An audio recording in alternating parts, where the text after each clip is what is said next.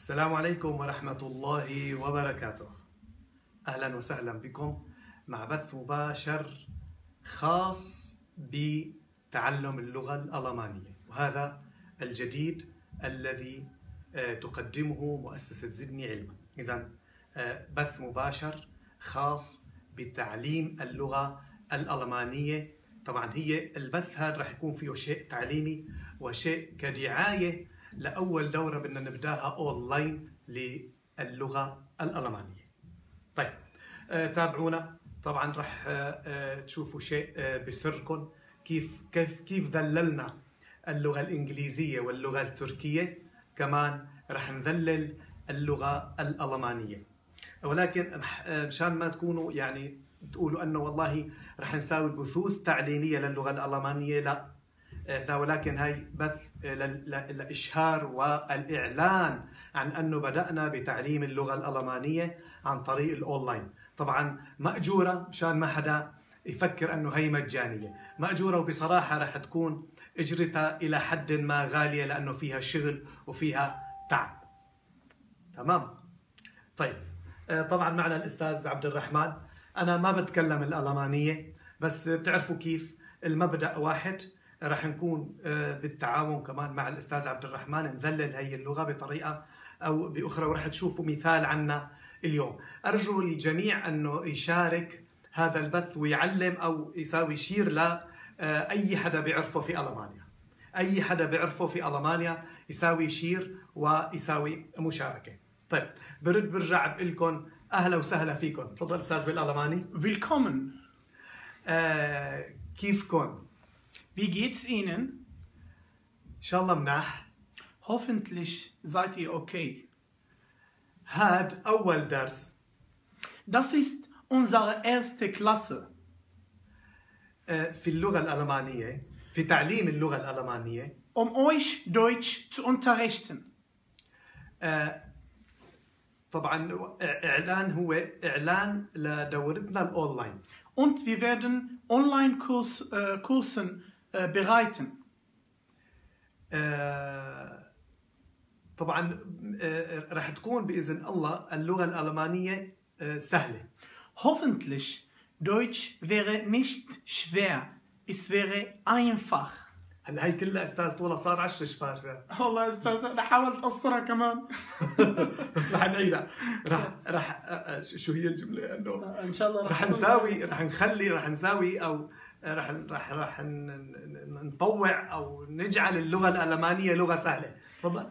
Hoffentlich wir werden Deutsch für euch einfach machen. شايفين؟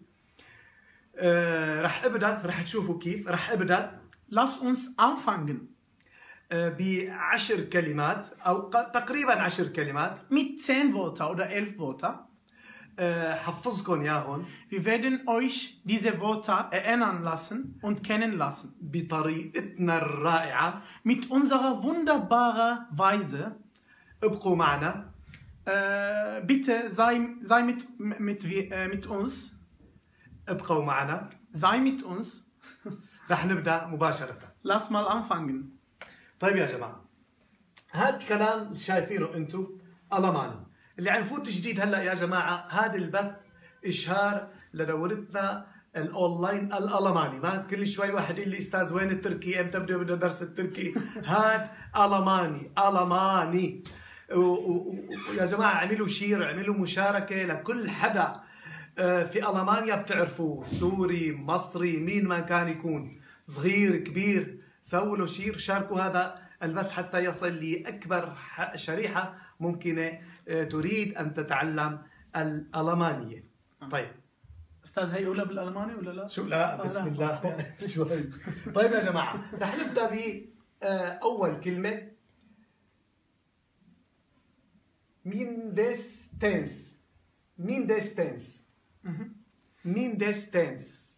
لفظك أستاذ؟ Mindestens. تمام، لفظي جدا قريب. ما شاء الله عليك. مهندس تنس. شو مهندس تنس؟ أنا ما بدي أكمل الجامعة. ليش؟ ما بدي أكمل الجامعة. بدك تدرس جامعة ما بصير. ليش؟ ولو على الأقل تتخرج مهندس تنس. مهندستين؟ لا انا بعرف في ليش بقى مهندس أول مرة كمبيوتر، بتسمع؟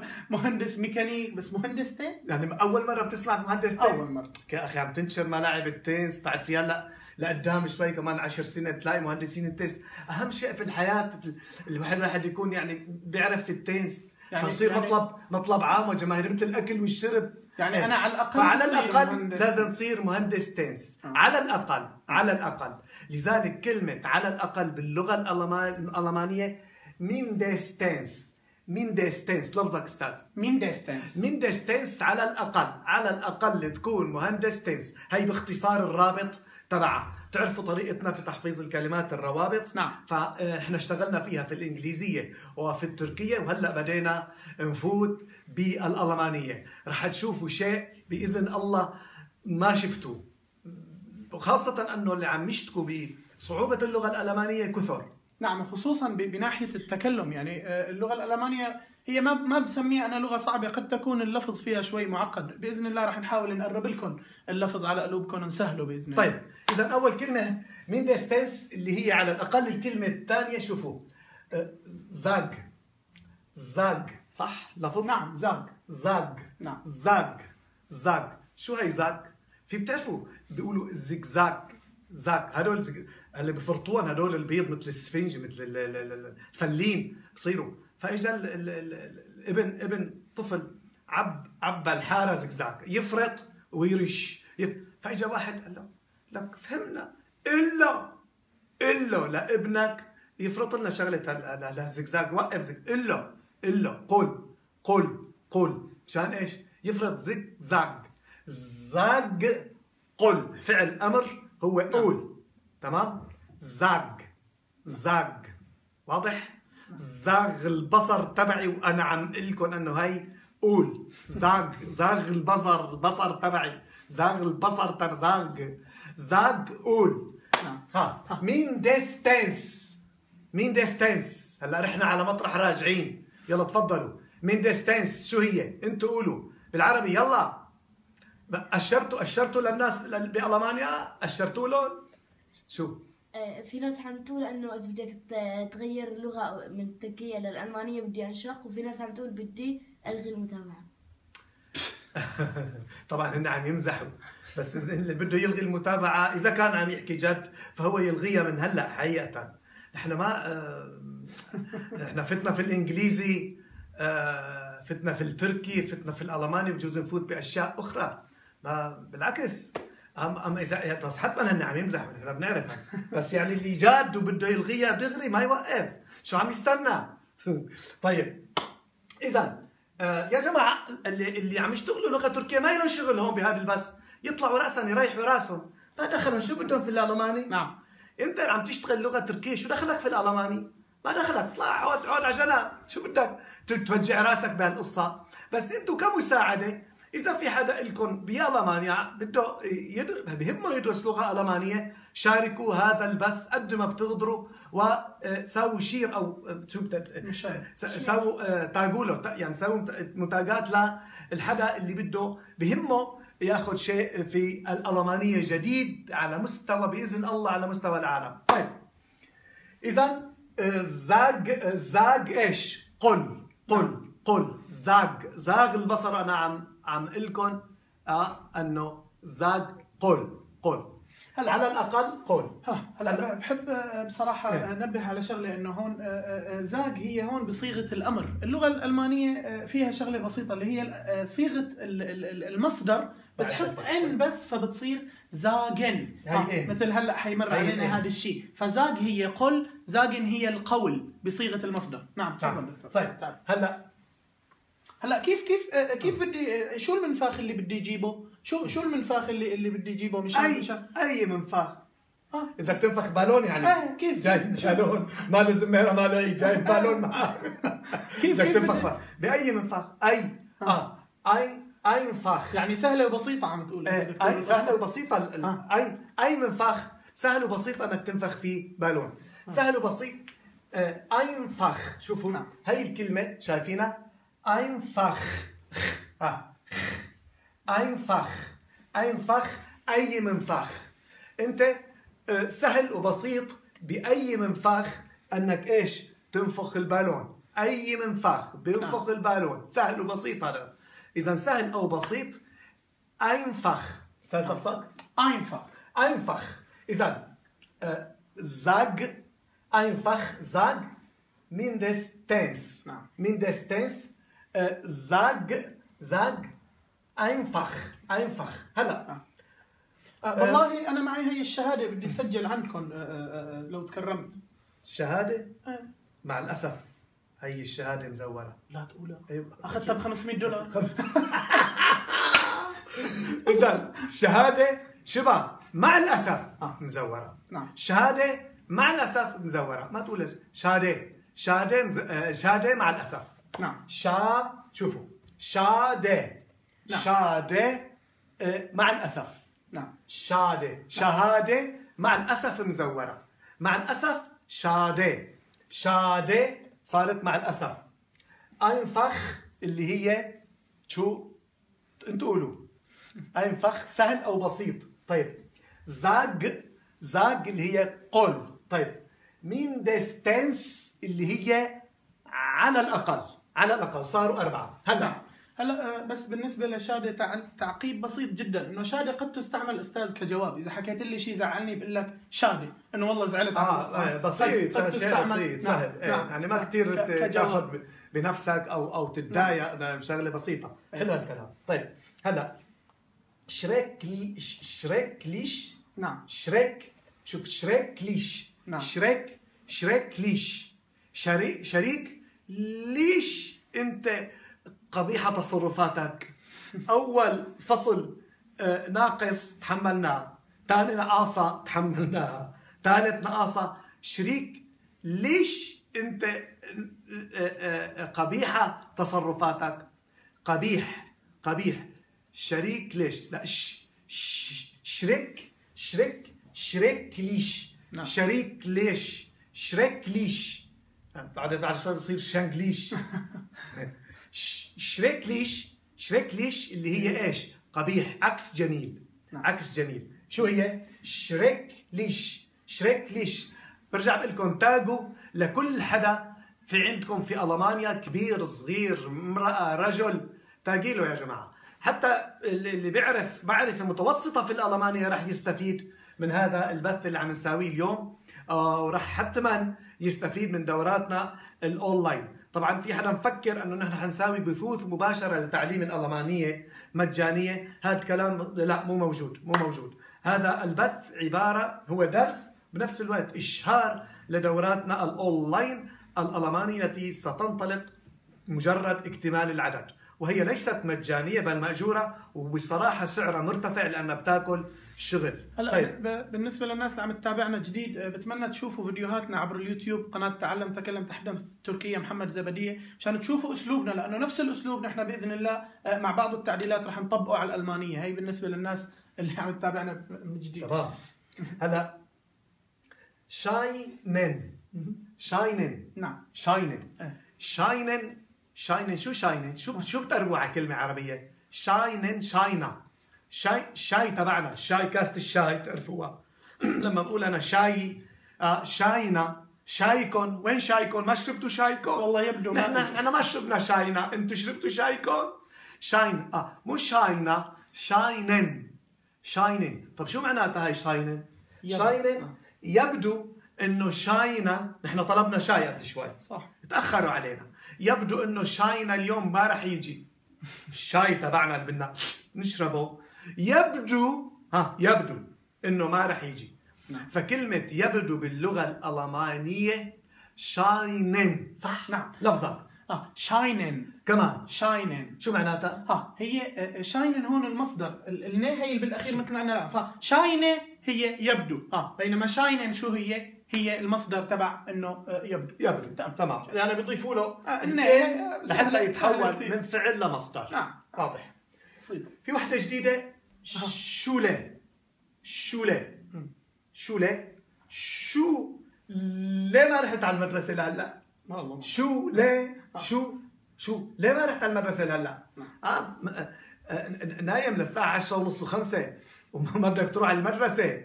طولوا بالكم، ما بتركوكم هيك. اذا في حدا ما عم يروح على المدرسه الالمان ما بتركوكم هيك. بدك تقوم تشتغلوا. هن عرفانين ليش جايبينك على المانيا، اذا مفكر انه تضل قاعد فهي المرحله بس مؤقته مشان ديروا بالكم ترى. ايوه. شولة هي مدرسه. نعم. شو ليه لهلا ما رحت على المدرسه حضرتك؟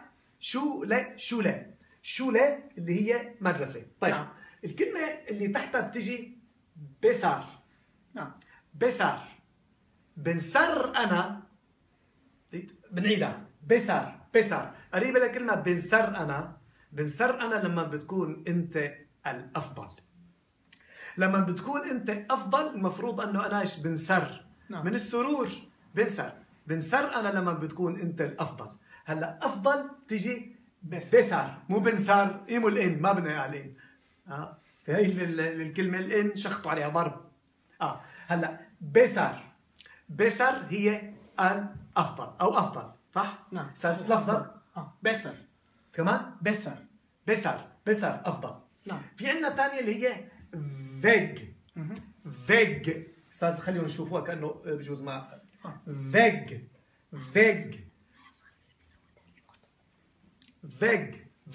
شو فيج؟ شوفوا كيف في اثنين راكبين على موتور. طبعا الموتور له اشطمان، شغله كبيره. الموتور اذا هل الكلمات واضحه بس؟ ترجع شوي لورا. لا مشان تظهر هلا. ايوه تمام هيك. جيد. هلا الفيج اذا كانوا اثنين راكبين على موتور وهالموتور له اشطمان، معروف كل آلية بتمشي تمشي الى اشطمان، فكل شوي هالاشطمان يسلط معه. فلما ينطلق هالموتور وشغله كبيره، وقت اللي يركبوا هالاشطمان يصير يعك طح. عرفت كيف؟ ينقطع حيله. تمام. فصار له مشان الله فك هالاشطمان لحتى نعرف نكمل طريقنا. فك هالاشطمان. فك هالقشطمان لنعرف نكمل طريقنا. مو فك هالقشطمان لنعرف نكمل طريقنا. طريق او طريقه بتجي فك هالاشطمان لنعرف نكمل طريقنا. فك هالاشطمان. هلا فيج اللي هي ايش؟ اشطمان، صح؟ فيج طريق او طريقه مو اشطمان. في واحد منكم قال اشطمان. بدكم تركزوا معنا. استاذ شوف استاذ عم يتسلى وعم شو اسمه وعم يطلع على الجوال معه، عم يشتغل بالجوال على اساس وعم يشوف درسنا. ما بدك تركز. 2 3 كمان عم يشوف هدول عم يسولفوا وعلى اساس انه ايش مركزين معنا. هذا درس حقيقي يا جماعه، ما عم نلعب. طيب اذا فيج اللي هي ايش؟ اللي هي اشطمان. فيج اللي هي طريق او طريقه. نعم. طيب هلا بس بدي اقول لكم يا جماعه عملوا شير او شير. شكرا. هلا في حدا في العربيه شير، وفي حدا بيقول شير، وفي حدا او تاجي لصاحبك اللي عم يحاول يتعلم الماني بغض النظر شو كان مستوى. نعم. نرجع بنكمل. هونيج. بالله وين؟ هونيج. نعم. قد تكون الاي اقصر شوي. هونيج خطف. نعم. هونيج. ايوه. هونيج. والله بدي محل عسل. وين في محل عسل؟ هونيك بتلاقي نص كيلو عسل اطيب وارخص. هونيك مو هون. العسل التمر هون. لا هونيك. لكان العسل هونيك. لكان العسل هونيك. فعسل هونيك. نعم. هونيك العسل، مو هون العسل. ايه يا اخوي هونيك العسل. هونيك عسل. طيب هلا فيج طريق او طريقه. طيب بيسار بنسر انا لما بكون انت افضل. هاي شولة ما رحت على المدرسه حضرتك. شولة مدرسه هاي خالصه. في عندنا هي نعم. مخن. نعم. احسن. مخن. ما شاء الله عليك دكتور. صرت احسن مني اليوم شكرا. الله يجبر في خاطرك. هلا مخن بتذكرنا بكلمه مخن بس بسرعه. مخين. انا عندي مخين، مو مخ واحد، فكر بمخين انا. فلذلك ردة الفعل تبعي بتكون غير ردات الفعل الاخرى. ردة مين؟ الفعل. ليش؟ مخين. ردة الفعل مخين، فعل مخين. مخن اللي هي الفعل بالمصدر، صح؟ نعم صحيح. إشارة المصدر هي الان. نعم. الان. هات لنسأل طلابنا سؤال. كيف بقول افعل بالألماني؟ كيف بقول افعل؟ بس طير هي تبعت المصدر بكل بساطة. فشوف يعني مثل التركي استاذ، المك والميك. طير المك والميك بيطلع الجزر هو الامر. كمان هو طير الان. مخي او مخ. عندهم فيك تحط هي او ما تحطها على كيفك. فجبت له مخي او مخ. تماما اذا بدك تقولها بصيغة الامر. يا سلام على الحكي. هلا بدنا نعيدهم على السريع استاذ. انت بس تقرا وتعطي معناتها بالعلم بس على السريع. نعم. بسم الله. اذا ميندستنس مثل ما قلنا على الاقل. تمام. زاج يعني قل بصيغه الامر. زاج. اينفخ تعني سهل او بسيط. اينفخ. شادي قلنا هي مع الاسف، او لما حدا يقول لك شغله ممكن تقول له شادي انه مع الاسف اني زعلت يعني. نعم. فمع الاسف او للاظهار الزعل او شيء بتقول شادي.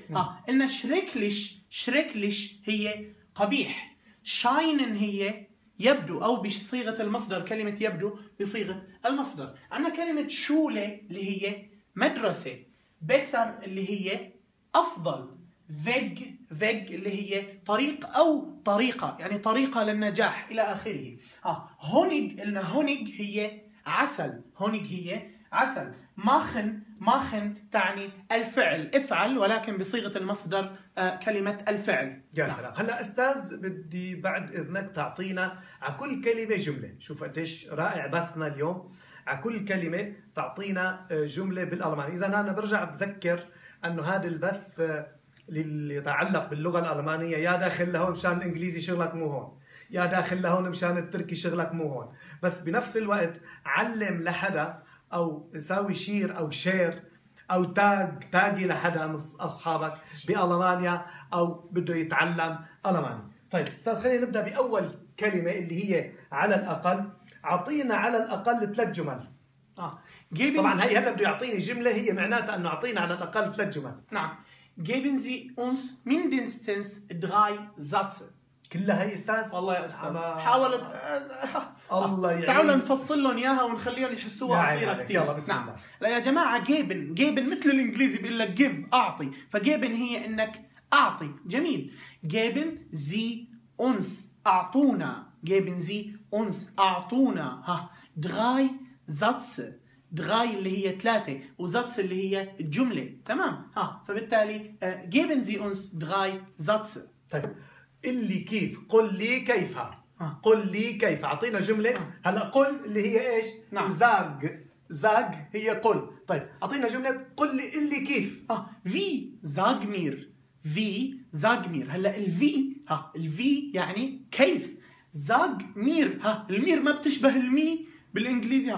مير اللي هي انا. زاج مير. قل لي. في زاج مير. حلو. طيب كثير سهل. شو اخذنا سهل او بسيط. نعم. تمام. فكثير سهل. زير اينفخ. كلمه كثير بالالماني هي زير، فبالتالي كثير سهل بتطلع زير اينفخ. زير اينفخ. حلو. هلا الزر استاذ شايف الزر كثير بيساعد في انه ايش؟ انه نزرزر شو اسمه. تمام. الزر كثير بيساعد في شو. نعم. فكثير شو زير. زير كثير. زير هي كثير. زير. نعم. حلو. حزير. طيب بكلمه شاده. نعم. شاده. اعطينا مثلا بدك تقول بس هيك ايش. لا مع الاسف في شيء. مع الاسف وين مع الاسف هون. صعب للاسف. صعب للاسف. Schade, schwer. عيد. Schade, schwer. شفير يعني صعب. نعم. شوية.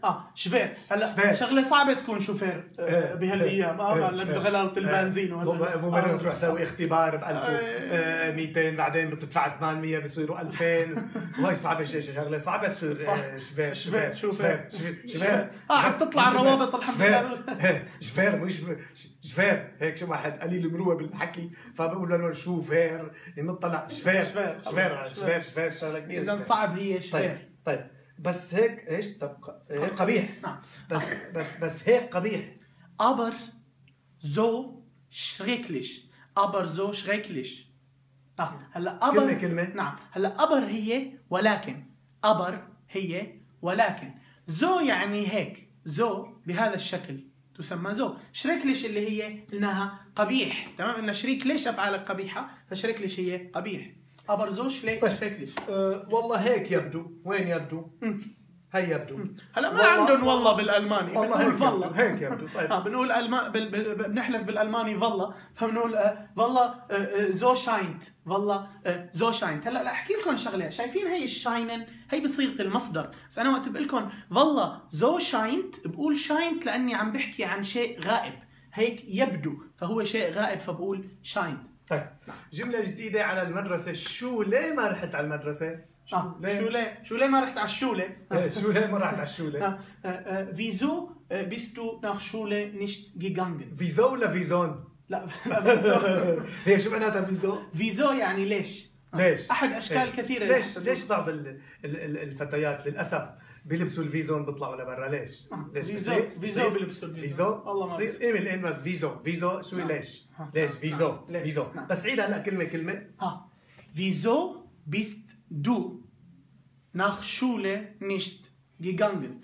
هلا هي قد تكون نوعا ما للناس المتقدمين. نحن جلستنا اليوم مشكله بصراحه، ولكن بانطلاقنا بدورات الاونلاين حتكون بشكل تواتري وتبدا من الصفر مشان العالم ما تخاف يا دكتور وتقول انه لا ما بتخاف. لا انا ماني هلا استاذ اللي فاتح البث بده يتعلم تركي خاف وانقطع قلبه. ايه لذلك هون مو مطرحك، بس أشر لهم للجماعة تبعك اللي بدهم يتعلموا ألماني وأنت اطلع من البث مشان ما يصير معك شيء. كمان اللي يعني اللي بده يتعلم إنجليزي ولا تركي هون ما ساعتك، هون ما ساعتك. أخلي اللي بيحب النبي يخلي. طيب هلا وحدة جديدة أستاذ. وضعك أحسن بصير. مع أنه وضعك أحسن بصير، أحسن أو أفضل أخذنا إيش البسر اللي هي أحسن أو أفضل، مع أنه وضعك بصير أحسن. aber deine Situation wäre besser. aber deine Situation wäre besser. يا جماعة aber لكن ما أحسنت ما شاء الله عليك. aber هي لكن. deine Situation جاية من situation بالإنجليزي. situation اللي هو شو معنى هذا؟ اللي هو وضعك أو حالتك. تمام. wäre besser. wäre قد يعني يصبح تمام.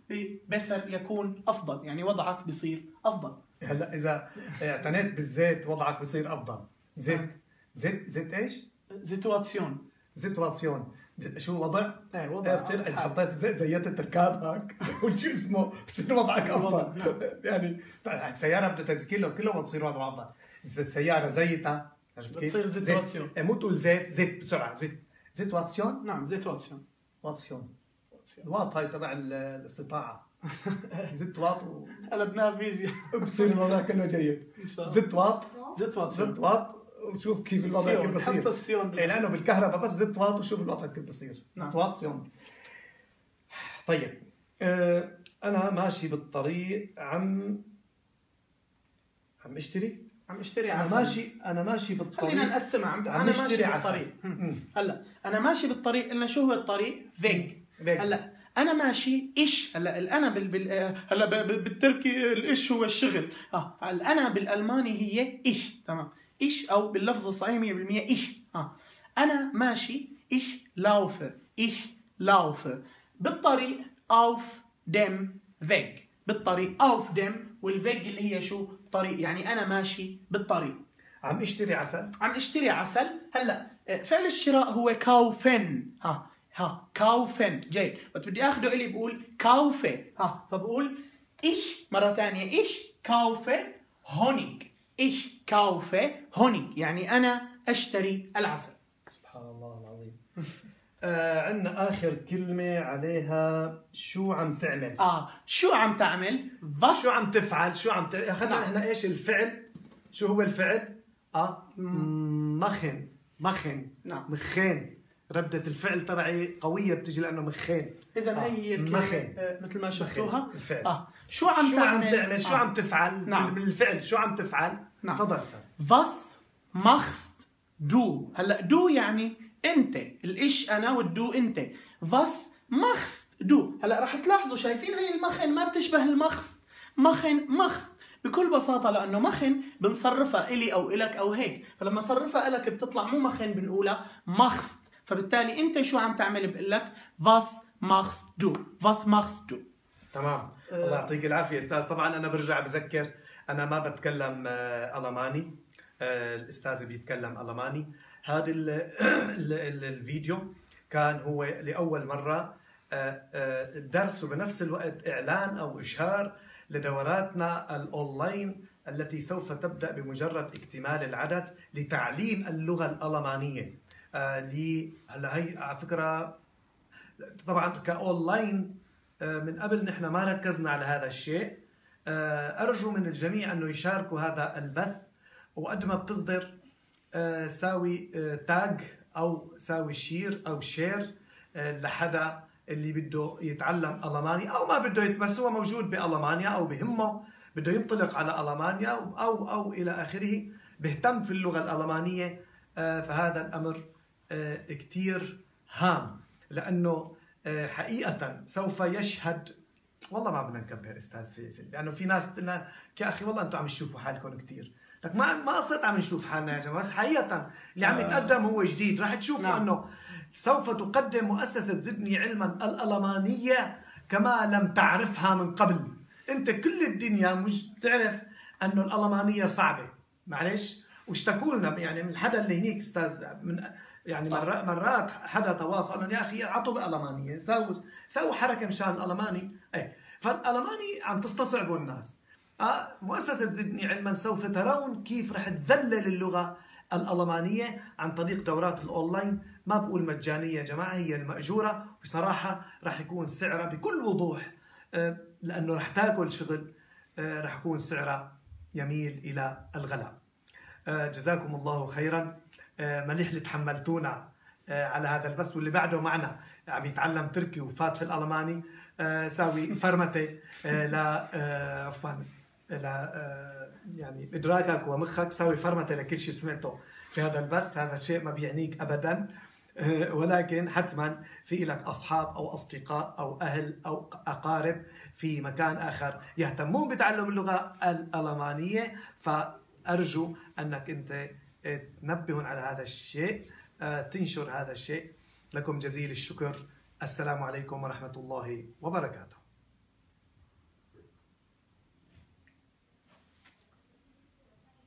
في